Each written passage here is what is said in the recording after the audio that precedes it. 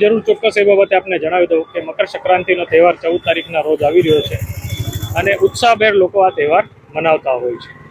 પરંતુ ઘણીવાર એવું બનતું હોય છે કે આપણે જે પતંગનો ધાગો હોય છે કે દોરો હોય છે કે જેના કારણે લોકોને જાનહાનિનું નુકસાન થતું હોય છે. હવે એ નુકસાન કઈ રીતે કે જ્યારે તમે એક ચાઇનીઝ દોરો ઉપયોગ કરો છો કે તીક્ષ્ણ ધારવાળો તમે દોરો ઉપયોગ કરો છો અને કોઈના ગળામાં ફસાય અને એના કારણે ગળામાં ઈજા થતી હોય છે કે કોઈ હાથ પગના અંગને પણ ઈજા થતી હોય છે.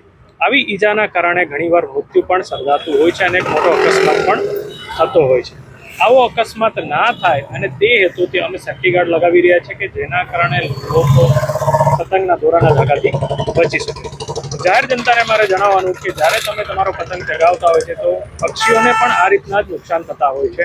પક્ષીઓનો પણ જીવ હોય છે એ આપણા જીવ જેવી રીતે એમનો પણ જીવ હોય છે. આપણાને જેવી રીતે જીવ વાલો છે એવી જ રીતે એમને પણ પોતાનો જીવ વાલો હોય છે. એટલે કોઈના જીવને નુકસાન ના પહોંચે એની આપણે તકેદારી રાખીશું. અત્યારે હાલ જે આપણી જોડે પ્રાથમિક તબક્કે જે સેફ્ટી માટેના જે છે એ આપણે એક ગાર્ડ તરીકે આનો ઉપયોગ કરી રહ્યા છીએ. જાહેર જનતાને જણાવો કે પોતાના ઘરમાં મફલર હોય કે નેપકિન હોય કે રૂમાલ હોય એ વસ્તુ તમારા ગળા પર બાંધી અને ટુ વ્હીલર પર નીકળવું, જેના કારણે આવો કોઈ પણ જો ધાગો તમારા રસ્તાની વચ્ચે અવરોધ તરીકે આવે તો તમે એનાથી બચી શકો. જાહેર જનતાની બીજી એ પણ અપીલ છે કે તમે ચાઇનીઝ દોરાનો ઉપયોગ ના કરો, જેના કારણે બહુ મોટા પાયે મોટા નુકસાન થઈ રહ્યા છે.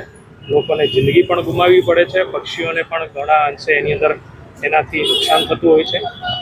એટલે આ પ્રકારના આપણે દોરાનો ઉપયોગ ટાળીશું. જય હિન્દ. ખાસ કરીને કેટલી ગાડીઓમાં તાર લગાવવામાં અત્યાર સુધી 300 જેટલી વ્હીકલની અંદર આ તાર લગાવી ચૂકવામાં આવે છે અને આ સદંતર નિયમ પ્રમાણે ચાલુ રહેશે.